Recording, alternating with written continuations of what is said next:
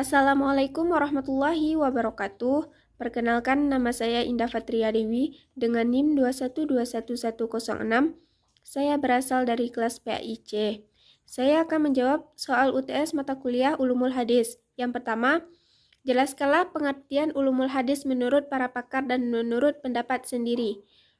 Ulumul hadis menurut para pakar adalah suatu ilmu pengetahuan yang membahas tentang hadis, baik hal tersebut berkaitan dengan periwayatannya, materi, dan matan yang dianggap penting karena tidak bisa dipisahkan satu sama lainnya.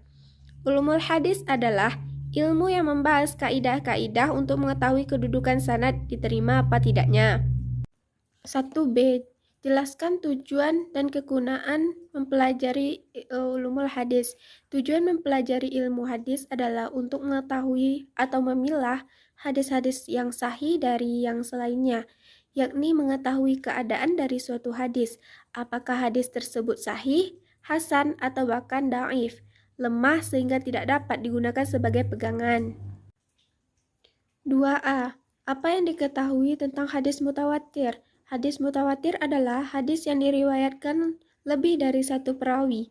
Hadis ini diriwayatkan oleh para sahabat Nabi ataupun generasi sesudahnya, yang dipastikan mereka tidak bersepakat untuk berdusta. Diriwayatkan oleh banyak perawi, tidak ada unsur kesepakatan untuk berdusta. 2b. Jelaskanlah perbedaan antara mutawatir lafzi dengan mutawatir maknawi beserta contoh. Yang dimaksud hadis mutawatir lafzi adalah hadis yang mutawatir periwayatannya dengan satu redaksi yang sama atau hadis mutawatir lafal dan maknanya. Dengan kata lain dapat disebut sebagai hadis mutawatir. Periwayatannya dalam satu lafzi. Contohnya yaitu A'udzubillahi minasyaitonirrajim. Bismillahirrahmanirrahim. Qala Rasulullah alaihi wasallam, man kazaba alayya falyatabawwa maq'adahu minan nar. Artinya, Rasulullah Shallallahu alaihi wasallam bersabda, barang siapa yang sengaja berdusta atas namaku, hendaklah dia menduduki tempat duduk di neraka. Hadis riwayat Bukhari. Hadis mutawatir maknawi adalah mutawatir pada makna, yaitu beberapa riwayat yang berlainan, mengandung suatu hal atau satu sifat atau satu perbuatan. Singkatnya, beberapa cerita yang tidak sama tetapi berisi satu makna atau tujuan. Contoh hadis mutawatir maknawi. A'udzubillahi minasyaitonirrajim. Bismillahirrahmanirrahim. Ma rafa'a sallallahu alaihi wasallam yadaihi hatta ru'i bayada ibtaihi fi syai'in min du'aihi illa fil istisqa. Artinya, Rasulullah Shallallahu alaihi wasallam tidak mengangkat kedua tangan beliau dalam doa-doanya selain dalam doa dalam istisqa, dan beliau mengangkat tangannya sehingga nampak putih-putih kedua ketiaknya. Hadis riwayat Bukhari Muslim. 3a. Jelaskanlah perbedaan antara hadis sahih, hadis dhaif, dan hadis hasan. Hadis sahih adalah hadis yang berasal dari orang dipercaya yang tidak ada keraguan di dalamnya.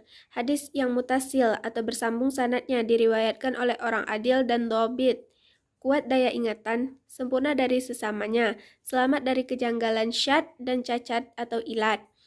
Hadis dhaif merupakan hadis yang tidak memuat atau menghimpun sifat-sifat hadis sahih dan tidak pula menghimpun sifat-sifat hadis hasan.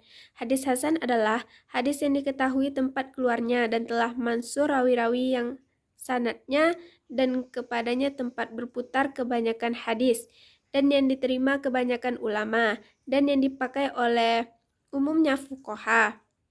3b.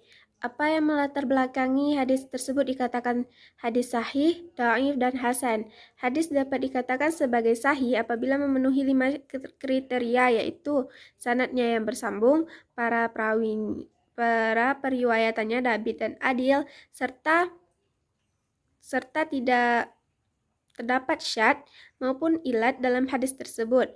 Hadis dengan kualitas paling rendah ialah hadis dhaif. Hadis dhaif lebih banyak tidak digunakan sebagai hujjah oleh ulama, walaupun terdapat sebagian yang membolehkan, hanya sekedar sebagian fadail al-amal. Namun secara umum ulama tidak membolehkan hadis dhaif untuk dijadikan sebagai hujjah. 3C. Jelaskanlah menurut para pakar dan menurut pendapat sendiri tentang beramal menggunakan hadis sahih, hasan, dan dhaif. Sebagian besar ulama hadis menyatakan boleh mengamalkan hadis dhaif selama hadis tersebut tidak berkaitan dengan akidah, sifat-sifat Allah dan hukum Islam atau fikih. Walaupun hadisnya lemah, menjadi hafiz Al-Quran adalah suatu hal yang baik dan ditopang oleh hadis-hadis sahih maupun hadis hasan lainnya. Sekianlah yang dapat saya sampaikan. Kalau ada kata-kata saya yang salah, saya mohon maaf. Wabillahi taufiq wal hidayah. Wassalamualaikum warahmatullahi wabarakatuh.